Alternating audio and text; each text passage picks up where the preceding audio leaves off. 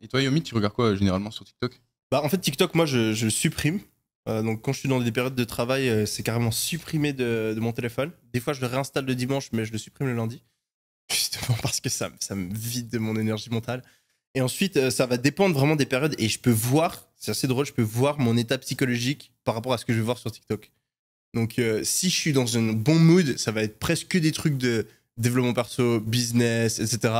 Si je suis dans un mauvais mood où je suis un peu moins motivé, etc., c'est une période un peu creuse. Ça va être des meufs, ça va être des blagues à 2 balles, des trucs de merde où tu perds ton temps. Donc, l'algorithme est dingue. Mais j'essaie vraiment, vraiment, vraiment de plus utiliser ça.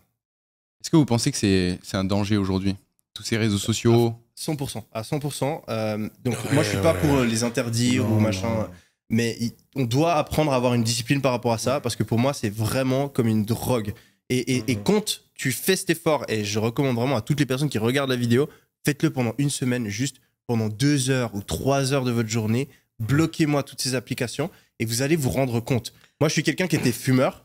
La cigarette, c'est une des drogues avec la plus grosse addiction. Je crois que c'est similaire à la cocaïne et ce genre de drogue. Donc, c'est d'un point de vue neuronal, l'addiction à la cigarette est très forte. Et je trouve bien plus facile, personnellement, d'arrêter de fumer. Après avoir fumé, j'ai fumé, je pense, 2-3 ans sans m'arrêter.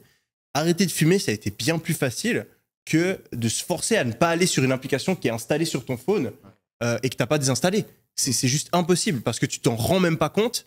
Et tu as des heures de ta journée qui partent, mais c'est même pas seulement ça le problème. Comme tu l'as si bien dit avant, tu as aussi tous ces problèmes de dopamine où en fait tu vides ton énergie, tu vides ta motivation pour faire toutes les choses qui sont importantes dans ta vie. Ouais, c'est vrai. Toi, Oussama, tu penses aussi que ça a un impact sur la santé mentale? Bah, moi, je me rends compte que ça a eu un impact sur la mienne. Donc, après, les discours, faut les interdire et tout. Moi, je suis comme Yomi. C'est bon. Il faut apprendre aux gens à. Enfin, on est tous responsables, on est tous des grands.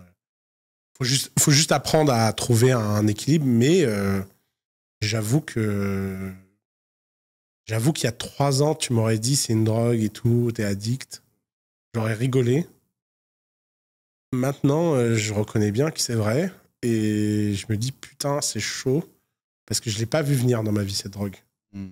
En plus, moi, psychologiquement, j'ai un truc très marrant, c'est que je suis très fort à pas savoir démarrer un truc.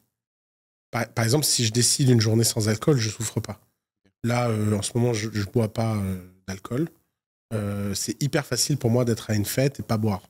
C'est vraiment... j'ai jamais eu la pression sociale. Le truc des pairs où tu te dis ah bah il faut que je fasse comme les autres. Alors là, vraiment ça, le software il est pas câblé pour ça. Par contre, je ne sais pas quand je commence un truc à arrêter. C'est-à-dire que par contre, si j'ai décidé de boire, bah c'est fini là, c'est la soirée. Tu me retrouves avec le slip sur la tête quoi.